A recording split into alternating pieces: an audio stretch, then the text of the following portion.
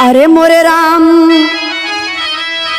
मौतिया मांगे मिले ना कभी। 13 साल की बच्ची कितना सही सतिया।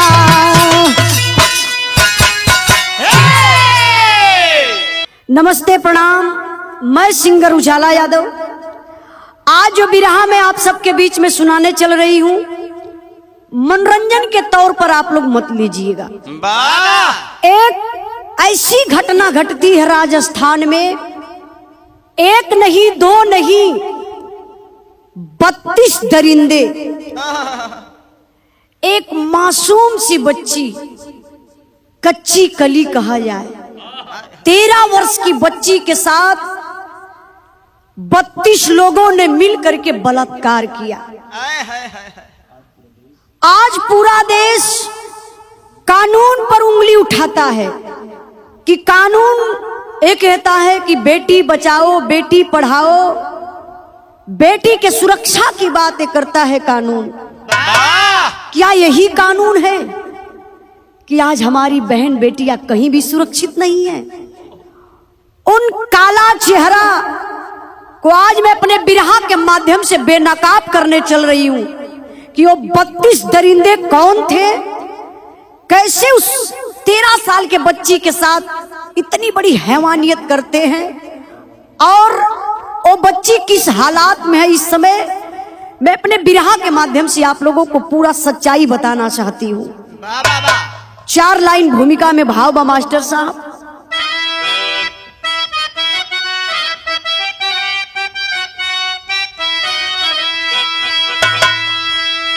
रहिए संभल कर कुछ करिए संभल करे, कठिन राह जीवनी की चलिए संभल करे। हर तरफ आज राहों में कांटा बिछा है, मुंह खोलने से पहले कुछ बोलिए संभल करे। बात नीयत की चेहरे पे आती नहीं, भेड़िए हैं छिपे आज किस भेष में।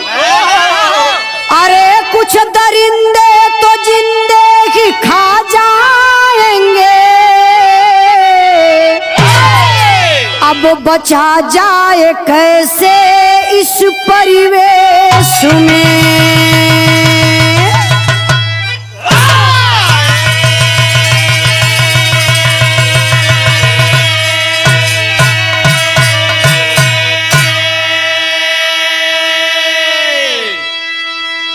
बिरहा के सुने वाले भैया बाबू चाचा दादा हमार दीदी बहिनी, दुनिया में अगर कुछ सीखे या ना सीखे आप लोग, लेकिन एक चीज आप लोग जरूर सीख लीजिएगा, लोगों को पहचानना। जैसा लोग दिखते हैं वैसा होते नहीं है। किसी के चेहरे पर मत आइएगा कि बड़ा मासूम चेहरा है तो बहुत सीधा साधा होगा। मासूम चेहरा है उसका, लेकिन मासूम दिल उसका नहीं हो सकता है। चेहरे से आप किसी को जज नहीं कर सकते हैं, इसलिए लोगों से बच करके रहना कि किसके दिल में क्या चल रहा है, वो आपके साथ कब कैसा घात कर जाएगा आपको पता नहीं चलेगा। इसलिए लोगों को पहचानना सीख लीजिए आप लोग। कहना है कैसे मास्टर साहब, एक लाइन गजल का भाव बा।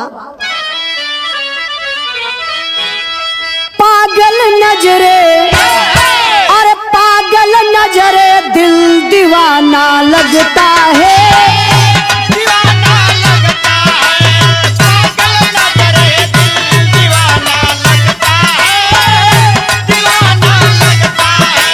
पागल नजरे दिल दीवाना लगता है, दीवाना लगता है।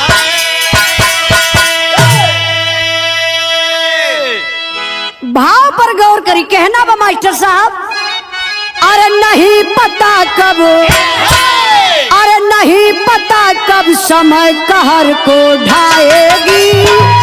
कहर को ढाएगी, नहीं पता कब समय कहर को ढाएगी।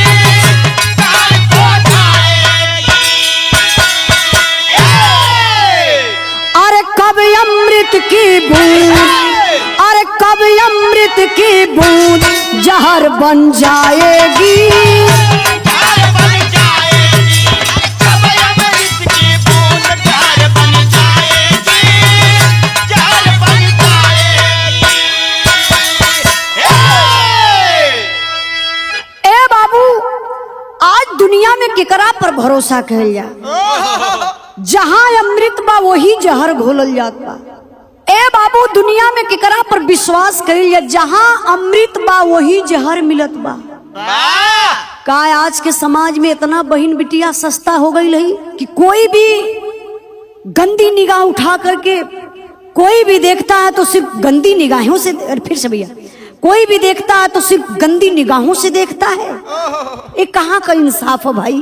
आइए अब मैं आप लोगों को कहानी की तरफ, घटना की तरफ लेकर के चल रही हूँ। घटना घटती कैसे है मास्टर साहब?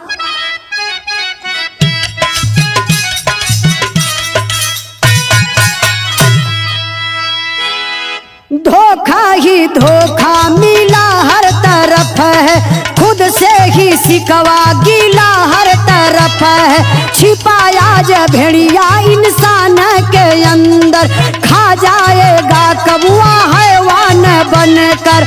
जून 18 की बेला है आई, गंगा नगर में सामत गिराई, गंगा नगर में है सामत गिराई। प्रांतों में प्रांत राजस्थान बड़ा है, प्रांतों में प्रांत राजस्थान बड़ा है। गंगा नगर का बखेरा खड़ा है। आप लोग कहानी पर गौर करें बाबू।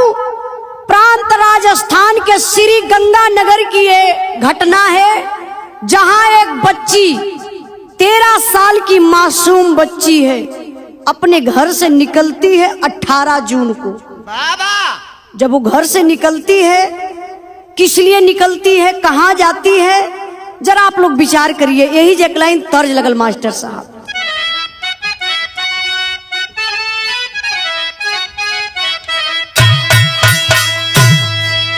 गोरिया मुश्किल भजीना तेरी गली में,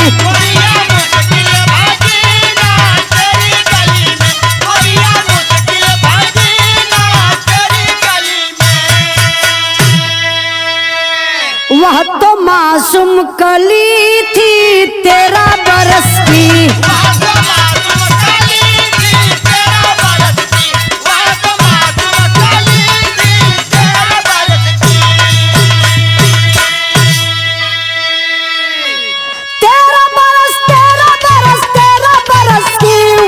कच्ची कली थी 13 बरस की।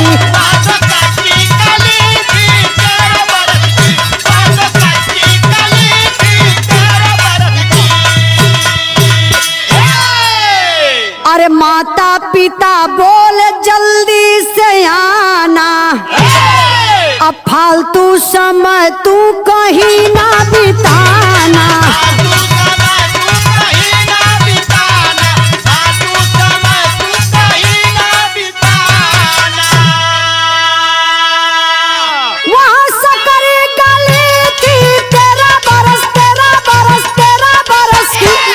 तो कच्ची कली थी 13 बरस की।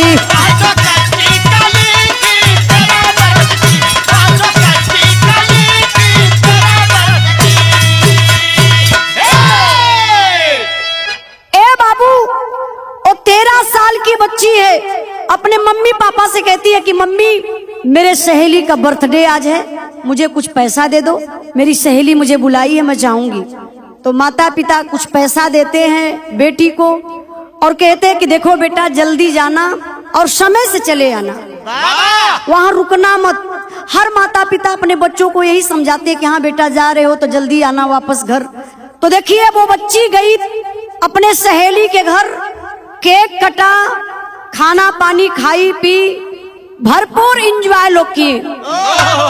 उसके बाद समय को देखते हुए अपने घर के तरफ बेचारी चलती है।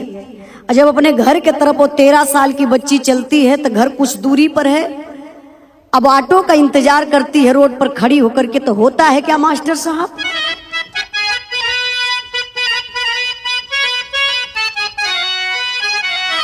ढेर रात भयल हो गयल अन्हरावा हो, ढेर रात भयल हो गयल अन्हरावा हो, चलली बर्थडे मना के अपने घरावा हो।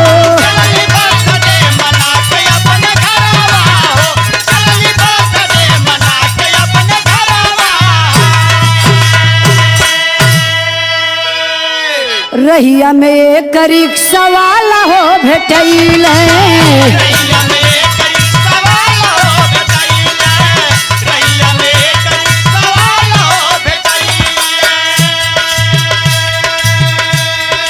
चाला बेटी छोड़ दी उ रिक्शा में बिठावला,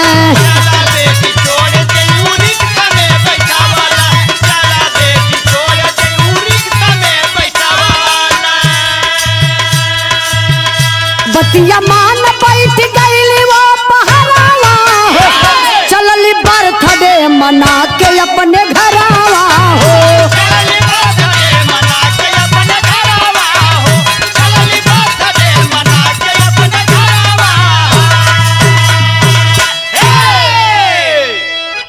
वो जो 13 साल की बच्ची बेचारी बर्थडे मना करके घर के तरफ चल रही थी, ऑटो का इंतजार कर रही थी। अभी वो रोड पर खड़ी है, एक ऑटो वाला आता है और पूछता है कि बेटा कहाँ जाना है, तो ये बेचारी बताती है अपना एड्रेस कि मुझे यहाँ जाना है, मैं अपने घर जाना चाहती हूँ। तो बोला ठीक है बेटा बैठ जाओ, मैं छोड़ देता हूँ। वो बेचारी ऑटो में बैठ जाती है, तो रिक्शा वाला करता है क्या मास्टर साहब,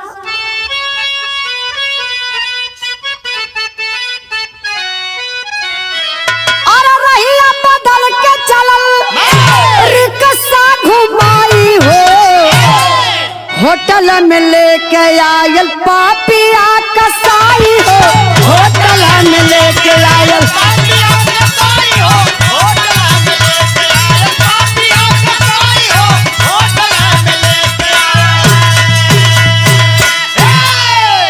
बच्ची को बहका के होटल काउंटर पर लाया,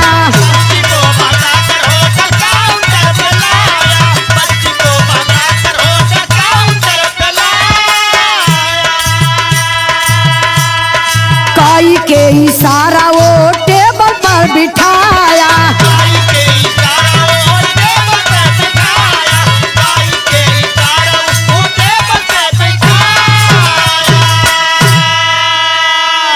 अरे हो गया फरार 5000 की नवाई हो, होटल में लेके आयल पापिया कसाई हो, होटल में लेके आयल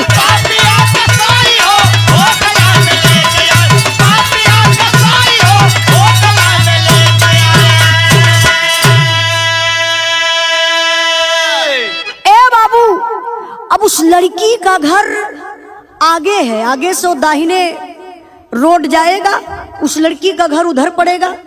लेकिन ये ऑटो वाला क्या करता है, दाहिने ना जाकर के वो बाएं रोड पकड़ लेता है। तो लड़की पूछती है कि अरे अंकल आप कहाँ जा रहे हैं, घर तो मेरा इधर है, ये रोड जाएगा, इधर चलिए ना।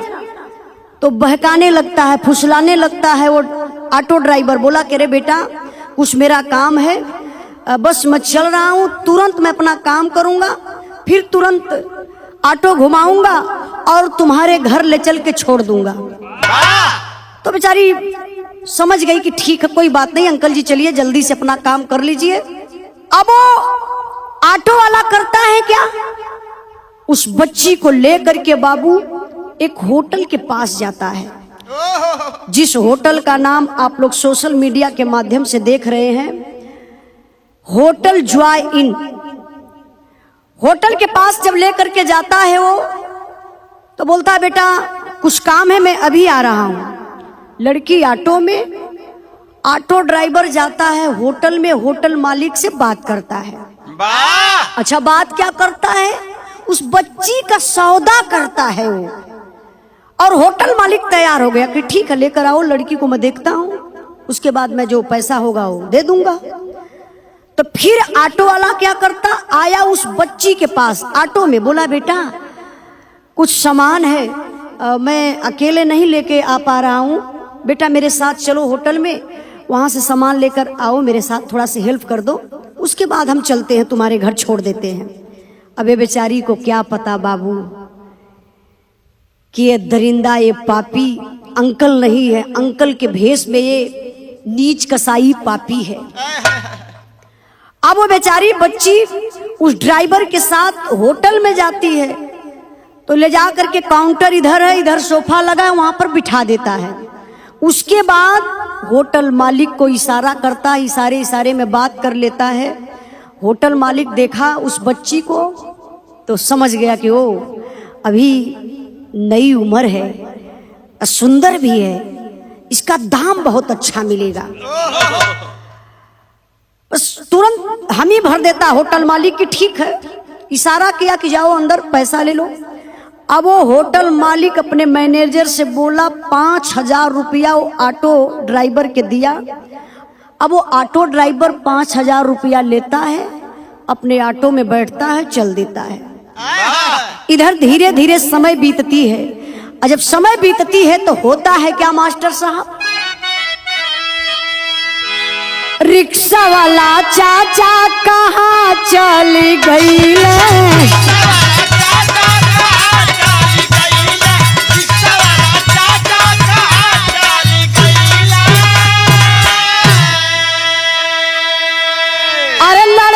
पूछले काहे देरा भइल, लड़की पूछले काहे देरा भइल, रिक्शा वाला चाचा कहाँ चली गई।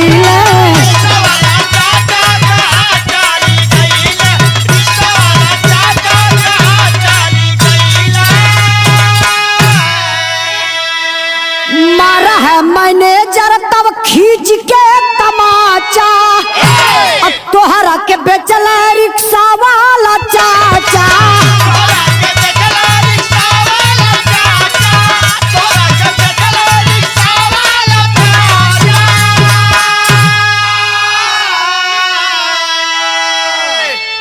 अरे पाकिट गरम कैला वो फट से परैल, पाकिट गरम कैला वो फट से परैल, रिक्शा वाला चाचा कहाँ चली गई।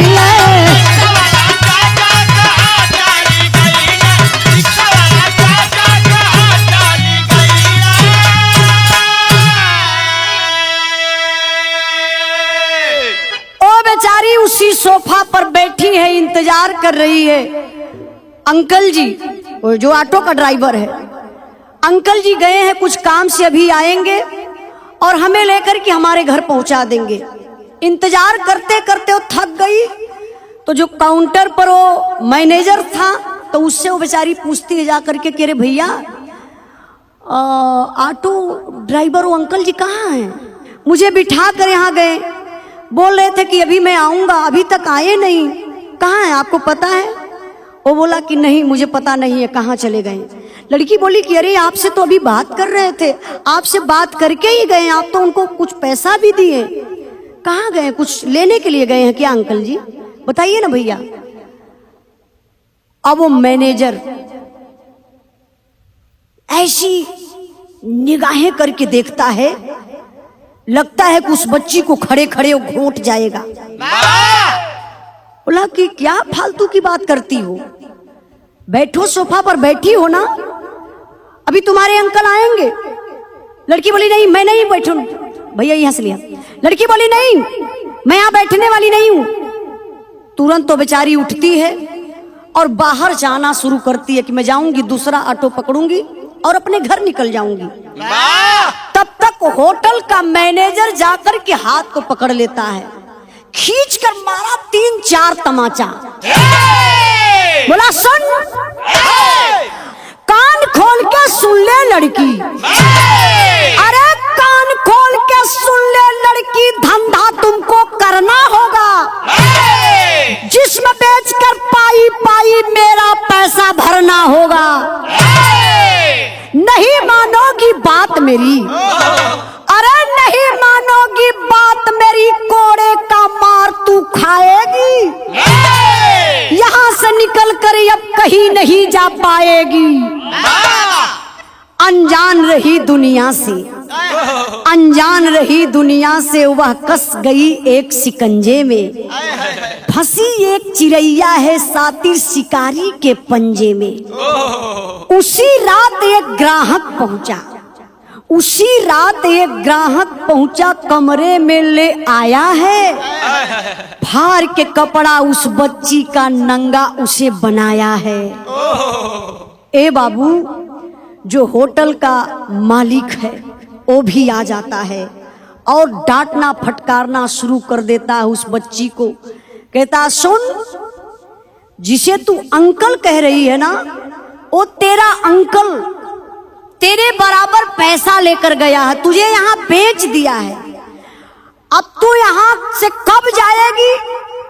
जब उस पैसे को चुका देगी तब यहाँ से जा पाएगी, नहीं तो वरना यहाँ से कभी जिंदगी में बाहर अब तुम नहीं जा पाओगी। अनजान है, बच्ची है, आप लोग समझ सकते हैं। 13 साल की बच्ची, अभी जो दुनिया नहीं देखी है, खेलने खाने की उम्र है, अब वो तो बेचारी जाल में फंस चुकी है। क्या कर सकती है? रो रही है, चिल्ला रही है।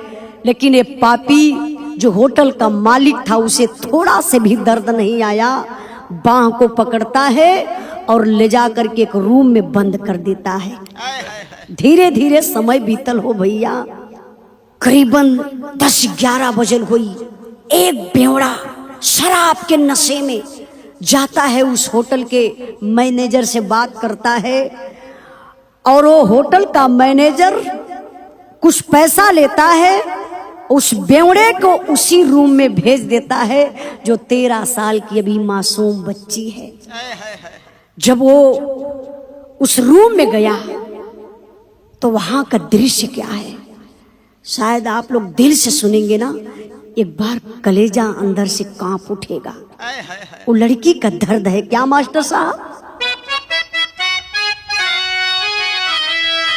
कहा एगो हट्टा कट्टा पट्ठा मार दे साला, और कहा एगो 13 साल के नरमा छोकरिया।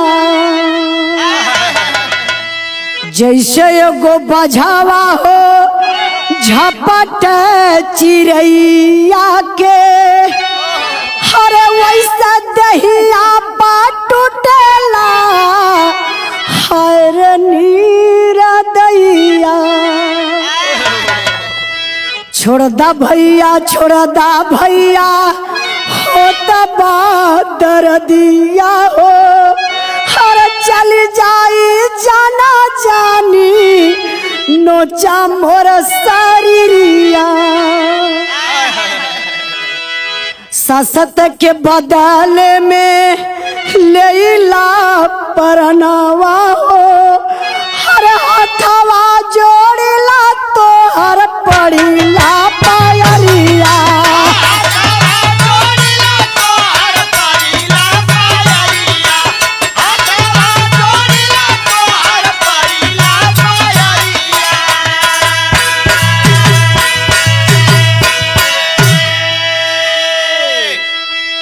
ए बाबू, आप लोग समझ सकते हैं, कोई कोठा पे जाए, किसी का कोई बलात्कार करता है, रेप करता है, तो वो अच्छा इंसान नहीं होता है, वो हैवान होता है, शैतान होता है, वो बहुत बड़ा बेवड़ा ही होता है।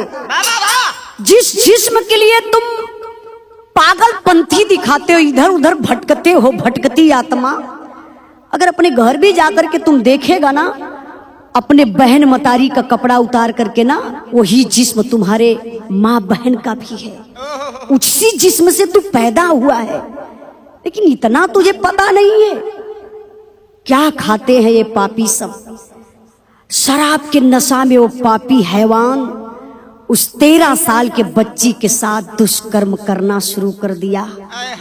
अब 13 साल की बच्ची है, रो रही है, हाथ जोड़ रही है कि अरे भैया मुझे छोड़ दो, मुझे छोड़ दो, मैं मर जाऊंगी, बहुत दर्द हो रहा भैया, मुझे छोड़ दो। लेकिन ये पापी क्यों मानेगा, ये तो पैसा दिया है। वो अपने हवस की आग बुझा लेता है और वहां से चला जाता है। धीरे धीरे समय बीतल, और जब समय बीतल मास्टर साहब तब का भैया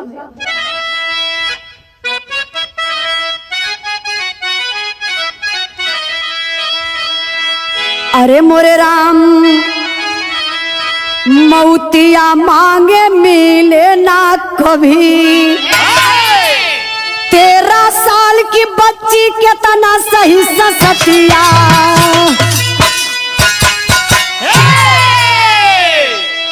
ए बाबू, वो बेचारी होटल में तड़प रही है, दर्द से चिल्ला रही है, उसे दवा की आवश्यकता है, लेकिन दवा नहीं हो बाबू। वो पापी नीच कमीने दवा के जगह उस बेचारी को दारू पिलाते थे, वो भी जबरदस्ती दारू पिलाते थे। धीरे धीरे समय बीतल, और जब समय बीतल तब फिर का भल मास्टर साहब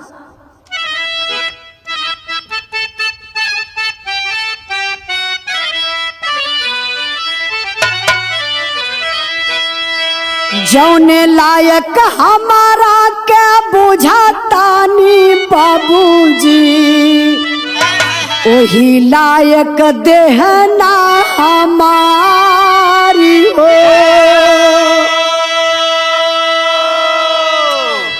पोती के सामान बानी देखिला तू हमके, करा जानी देही आऊ घारी हो। पपीता बच्ची के सारा बाबा पिया वाले,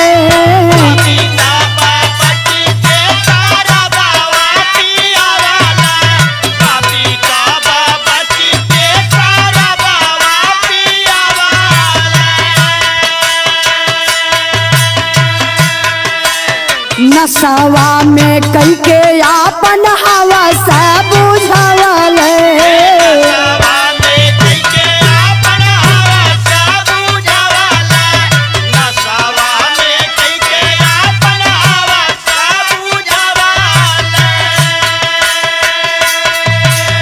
दूसरा के बाद पहुँचल तीसरे का, रोवले बेचारिया सुगारी हो।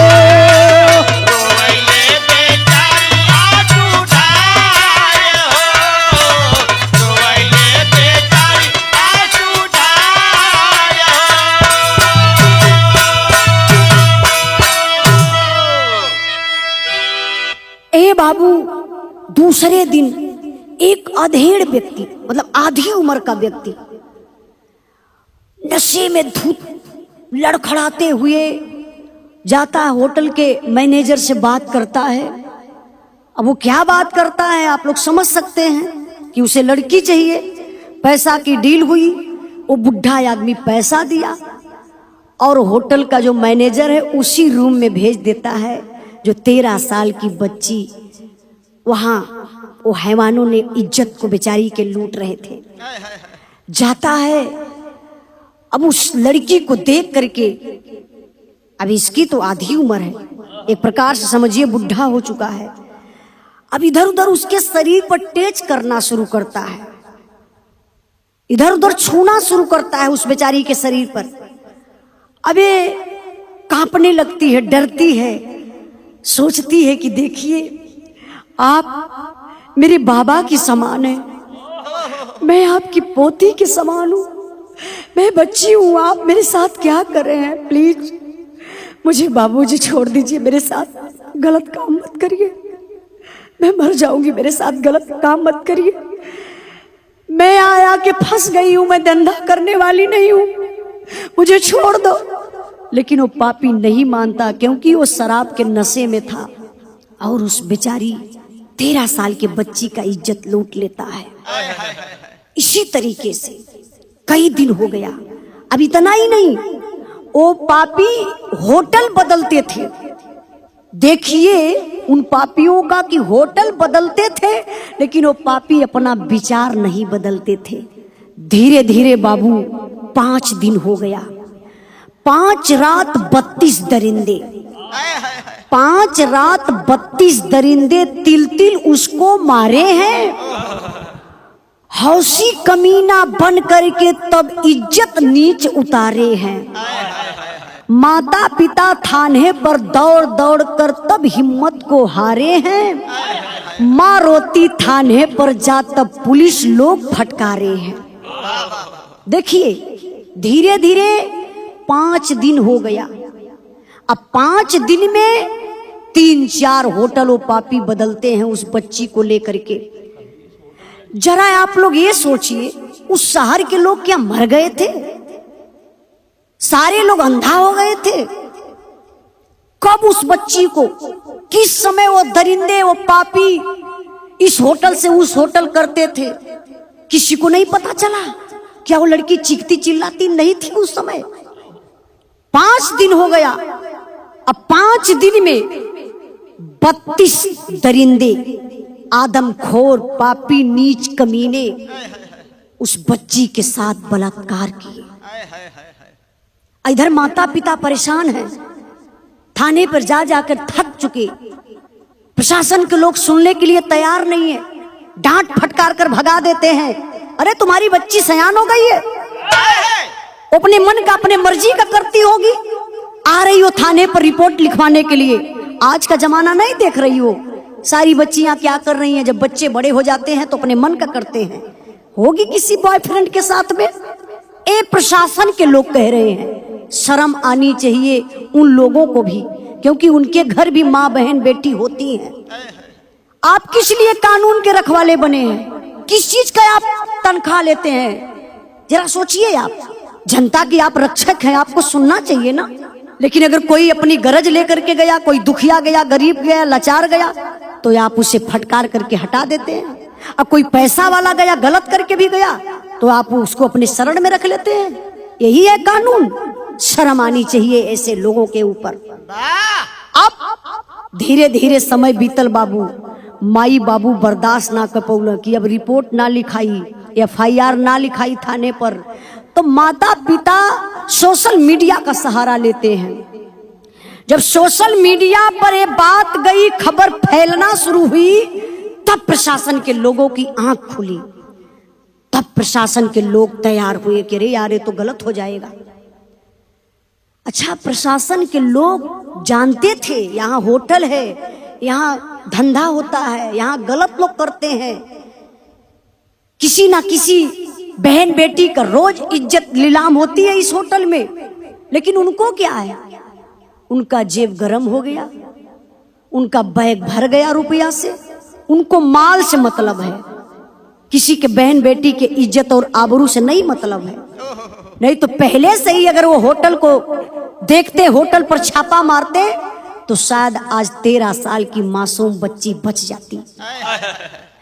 तब प्रशासन के लोग जागते हैं। तो जानते हैं होटल का मालिक जिस भी बच्ची को लाता था तो फोटो खींच करके, और वो जो उसका अकाउंट होता था, जैसे जहां से लोग जुड़ते थे, मिलते थे, जैसे कैसे फेसबुक है, व्हाट्सएप है, वैसे ही एक अकाउंट उसका होता था, उसी पर वो फोटो डाल देता था। जिसे लड़की की जरूरत थी वो सब आते थे, अपनी हवस बुझाते थे, पैसा देते थे और चले जाते थे। तो प्रशासन के लोग इस बात को जानते थे। मीडिया के डर से फिर उस बच्ची के माता पिता को बुलाते हैं, फोटो लेते हैं और देखते हैं, और उस ग्रुप में चले जाते हैं जो होटल का मालिक जहां फोटो शेयर किया था, और देखते हैं तो सोचते हैं कि अरे यार ये तो वही लड़की है। तब ये प्रशासन के लोग ग्राहक बन के होटल के मालिक से बात करते हैं कि लड़की मुझे पसंद है, हम इस लड़की से मिलना चाहते हैं, इसका कितना चार्ज है। होटल का मालिक सब अपना बता देता है। तब वहाँ प्रशासन के लोग ग्राहक बन के जाते हैं और उस बेटी को देखते हैं। बाबू, उस होटल में नादान बच्ची किस हालात में है, सोचिए, वो मरने की अवस्था में है। जरा आप लोग विचार करिए, 32 लोग जिस बेचारी के साथ हैवानियत, दुष्कर्म करेंगे, बलात्कार करेंगे, वो कैसे जिंदा रहेगी? प्रशासन के लोग आते हैं लेकर के। बाबू, वो अपनी माँ को देखती है, माँ से गले लिपट जाती है और रोना शुरू कर देती है। उन मासूम बच्ची रो करके कहती है क्या?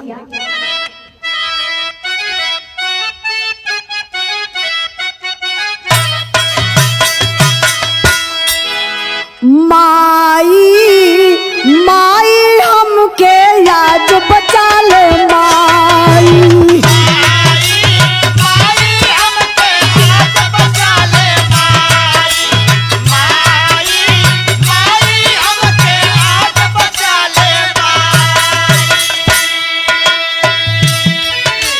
ना कि दर्द साला हमसे जान मर चल जाए।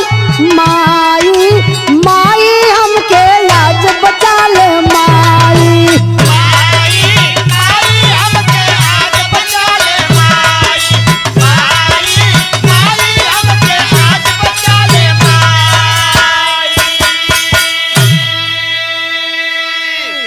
अंग अंग टूटत बाटे हमारो फटत बपूरा दहिया।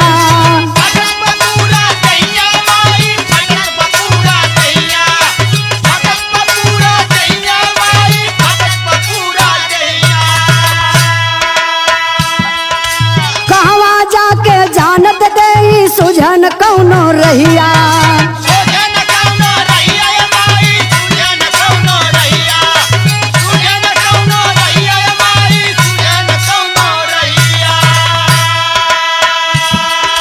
बाबू से मंगवा के हमके दे दे अब दवाई। माई माई हमके याद बचा ले माई,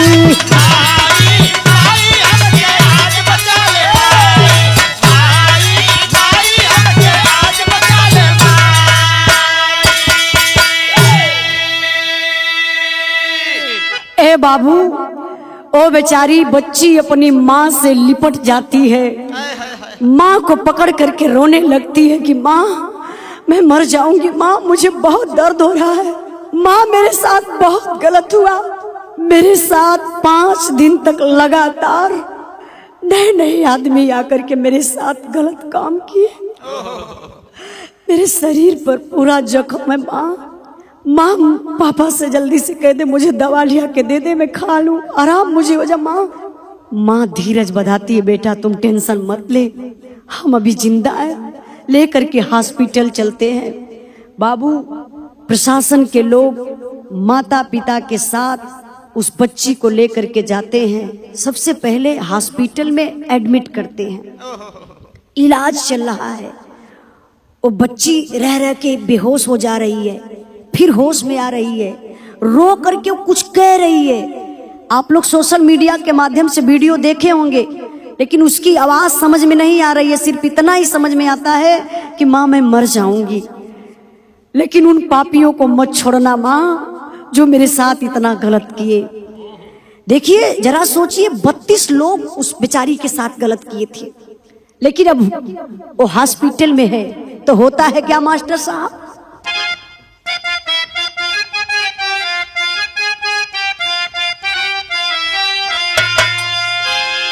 कितना सास सहले होई, कितना वो दर्दिया बाबू,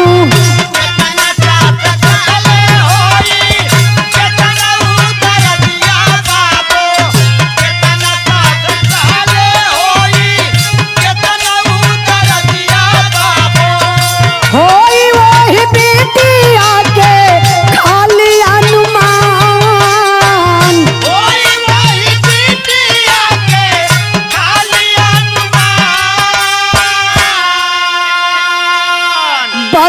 दरिंदा कैसे न चले होई देहिया बाबू,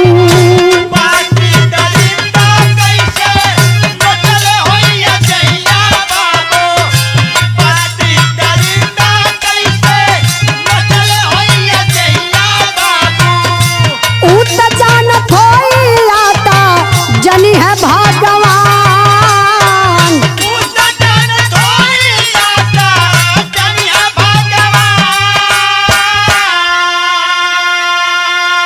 चौदह गिरफ्तार भैया गैल बाड़ा जलिया भैया, गिरफ्तार भैया 14 गिरफ्तार भैया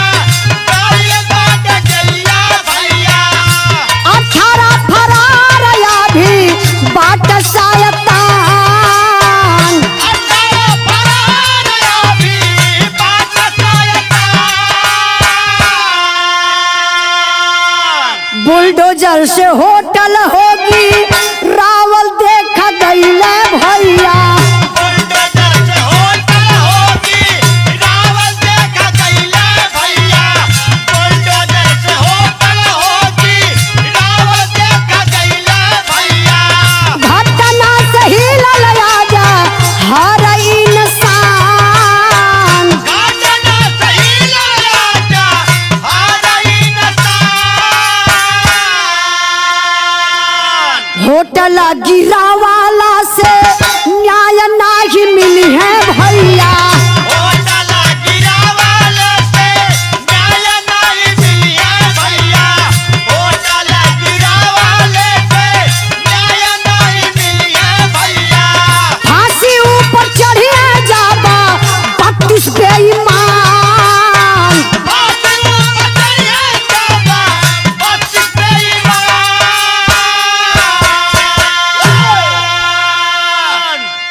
ए बाबू 14 पापी जो 32 दरिंदे थे, बलात्कारी थे, उसमें से भी 14 पकड़ाए हैं। प्रशासन के लोग 14 को पकड़ लिए। अभी 18 पापी फरार हैं, पता नहीं चल रहा वो लोग कहाँ हैं।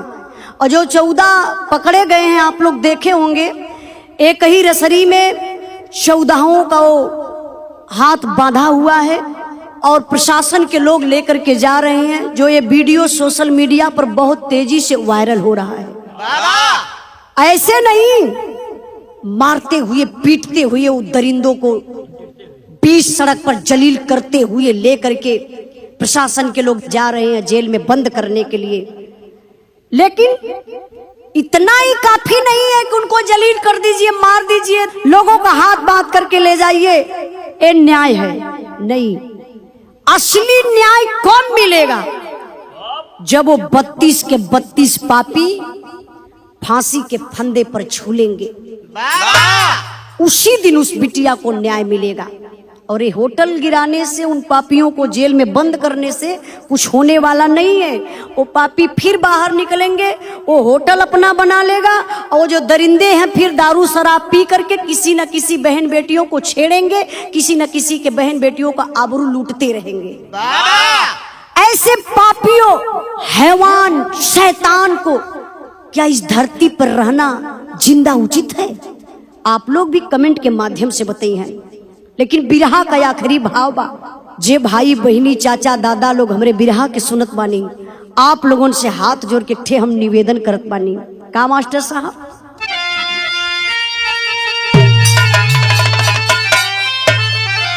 अरे हर काम के छोड़ के रखा ध्यान थोड़ा हो अपने बेटी बेटा के, अपने बेटी बेटा के अकेला जानी छोड़ा हो अपने बेटी बेटा के।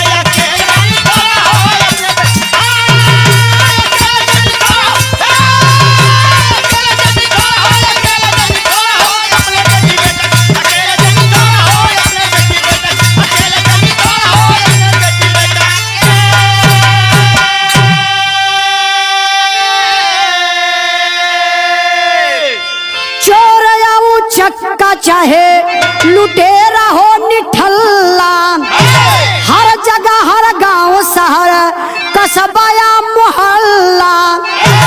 अरे यह निवेदन बाट सावधान जानी तोड़ा हो अपने बेटी बेटा के अकेला जानी छोड़ा हो अपने बेटी बेटा के।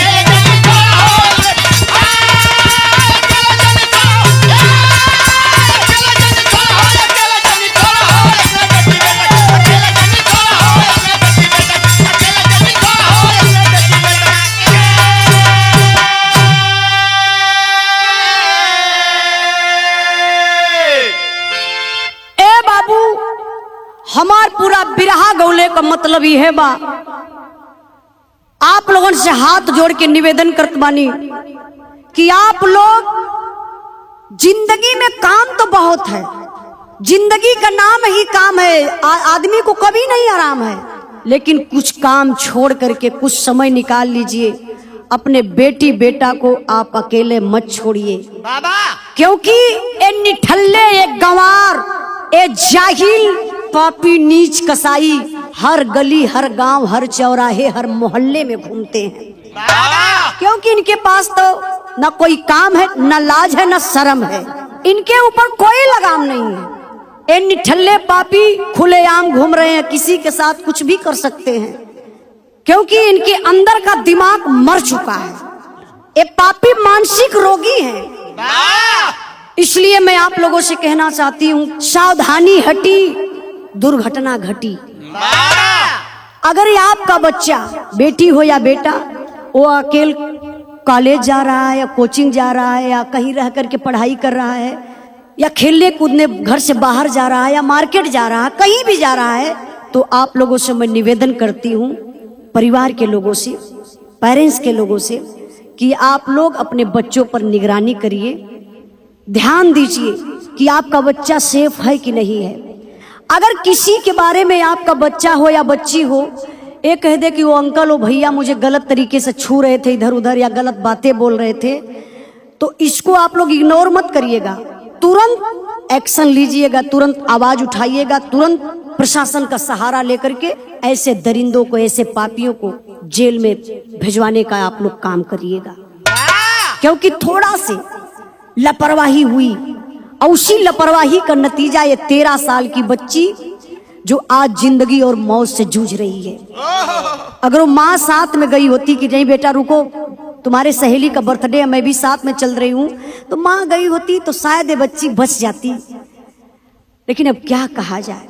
अब आप लोग कमेंट के माध्यम से अपनी राय जरूर दीजिएगा। विरह का आखिरी भाव बा, आखिरी लाइन बा मास्टर साहब।